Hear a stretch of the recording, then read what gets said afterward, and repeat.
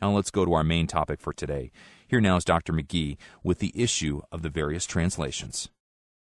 And may I say to you, the whole question of Bible translations, I do not think has been a healthy experience for the church or for Christians, because it actually has taken off the very edge of the inerrancy of Scripture. The fact that the words of Scripture are the ones that are inspired. And we do need to get translations that are nearer the original or as near as possible. First of all, let me say that I believe that the manuscripts that are being used by all of the different groups are satisfactory manuscripts. The fact of the matter is, all of these translators had access to the manuscripts that are available today, and some of them have leaned on one manuscript over against another. That is true, but the manuscript background actually is very good, and we can believe that we do have a reliable translation in most of them. In other words, they were attempting to take a word in the Hebrew or the Greek and attempt to bring it over into the English in a meaningful way. That is, that the word would mean exactly what it meant in the original. And if you know anything about languages, you know how impossible that is in some cases. And therefore, you have to depend upon the reliability and the thinking of the translators, whether you feel like that they were attempting to stay as close as they could to the original as possible. Now, we want a translation that will say to us exactly what we believe that the original said to us.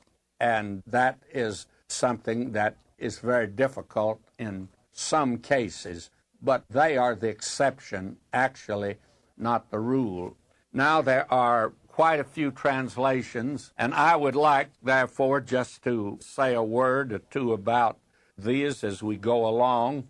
The one that I want to mention and then dismiss it as quickly as possible, however I'm going to refer to it again, is going to be the Revised Standard Version, and that is the one that was put out by the National Council of Churches back in 1952 is when it first appeared, and it was very popular for a while. I was then pastor of the church in downtown Los Angeles, and I spoke on that version, and to tell the truth, I spoke on it, and I only took the New Testament, and I asked my very good friend, Dr. Charles Feinberg, who is an outstanding Hebrew scholar, to speak on the Old Testament, and he did.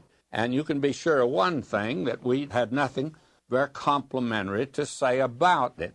But if you go back to Isaiah, where the prophecy is given about the virgin birth of Christ, well, you are surprised to find that the Revised Standard Version here, and this is one of the first, and I'm turning to Isaiah, the 7th chapter, here at verse 13, and he said, "Hear then, O house of David, is it too little for you to weary man, that you weary my God also?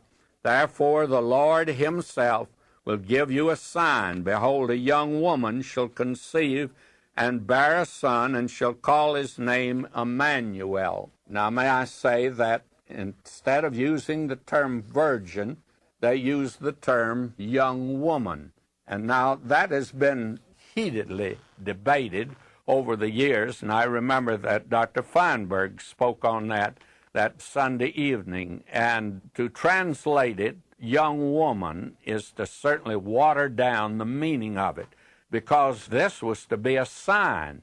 Well, a sign, and all that the translator could say was, a young woman will have a child. Well, that happens about every minute during the day. That's no sign, and would not have been a sign in that day.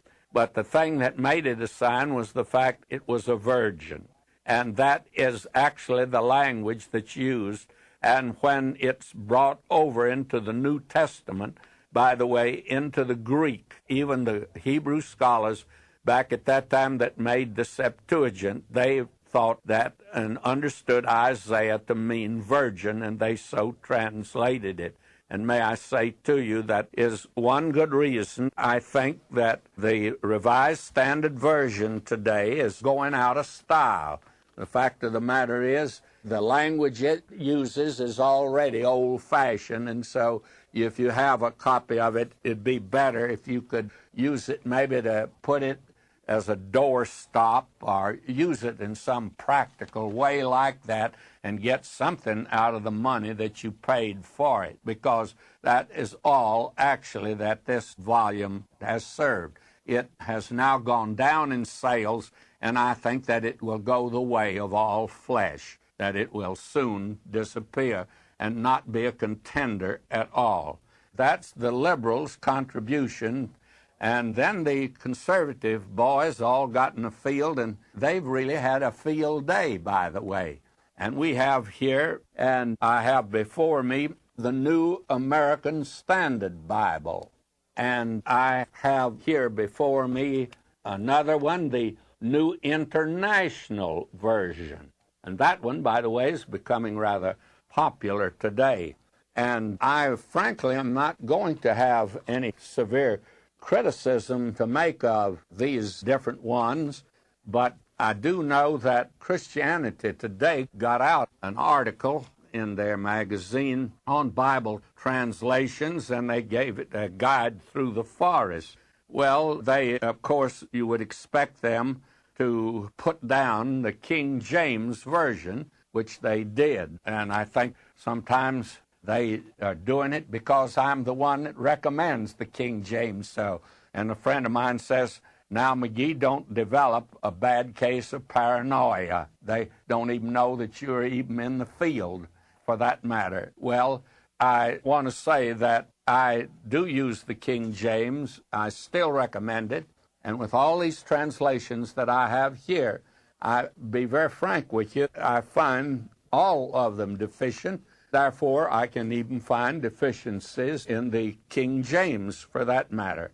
Now, one that's not a translation at all, it's a paraphrase, and that's the Living Bible done by Ken Taylor. He was in my midweek service one evening, and somebody gave me a loaded question. They asked what I thought about the Living Bible, and I told them what I thought. And there's that Ken Taylor. I didn't know him then, had never seen him before. And there he sat right out there, and he heard me say that I did not believe it was a translation at all, could not be called a translation, but that it was a paraphrase and an interpretation. And if you wanted to use it as an interpretation, it would be good and it would be helpful. And he came down to me afterward and told me, he says, well, that's it exactly. He told me I didn't intend to translate the Bible. I intended it to be a paraphrase. I intended it to be just an interpretation. So if you want to take it like that, for that is the way that Mr. Taylor told me is the reason that he wrote it, but I understand that today they're attempting to make it one of the translations, and I don't think it ought to be put in that category at all. Now, this New English Bible, it's a British Bible, and it's very good, but it's the British attempt to come up with something that they feel will be more readable than the King James is readable. And I, therefore, am not going to either recommend it or attempt to say anything for or against it, because, to tell the truth, my feeling is that it stands in the same position that any one of our translations that we have today that have been made in this country. And then there is the New American Standard Bible, and this, I find it very good. If you want to read these as interpretations, I think they're excellent, and I think this one can be used like that also. And then we have here the New International Version, and very candidly, it is possibly the one that is going to take the place of the King James